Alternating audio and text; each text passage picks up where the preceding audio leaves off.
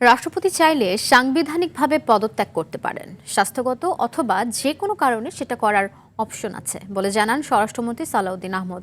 তবে পদত্যাগের বিষয় গুঞ্জন বলে জানিয়েছেন তিনি। বলেন, সরকার এ বিষয়ে কিছু জানে না এবং পদক্ষেপও নেওয়া হয়নি।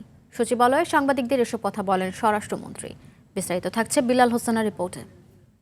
AKS অর্জন করল Guinness world records. AKS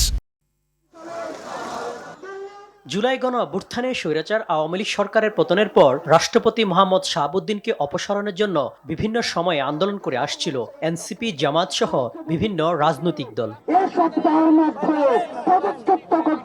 BNP সরকার গঠনের পর মোহাম্মদ শাহাবুদ্দিনকে অপসারণ না করায় ত্রয়োদশ জাতীয় সংসদের প্রথম অধিবেশনে রাষ্ট্রপতির ভাষণ প্রত্যাখ্যান করে ওয়াকআউট করে বিরোধী দল।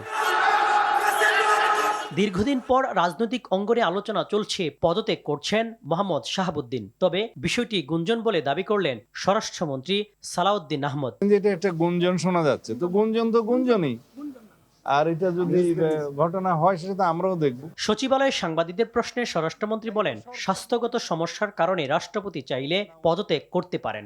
রাষ্ট্রপতি সাংবিধানিকভাবে ইনি পদত্যাগ করতে চাইলে অথবা স্বাস্থ্যগত কারণে যে কোনো কারণে চাইলে তার সেটা অপশন আছে, কিন্তু আমরা তো জানি না, সরকারের কোনো পদক্ষেপ নাই এখানে। সাংবিধানিকভাবে সেটা মাননীয় স্পিকার বরাবর পদত্যাগপত্র দিতে হয়, এইটুকু নিয়ম আছে, জানি, এর বাইরে কিছু জানি না। এদিকে দুপুরে স্বরাষ্ট্র মন্ত্রণালয়ে সাংবাদিকদের প্রশ্নে পররাষ্ট্র প্রতিমন্ত্রী জানান, চিকিৎসার জন্য সিঙ্গাপুরে গিয়ে পতিত সাবেক প্রধানমন্ত্রীর সঙ্গে রাষ্ট্রপতির ফোনালাপের কোনো তথ্য নেই। ডেফিনেট কোনো খবর পররাষ্ট্র মন্ত্রণালয়ে আমরা পাইনি এই ব্যাপারে।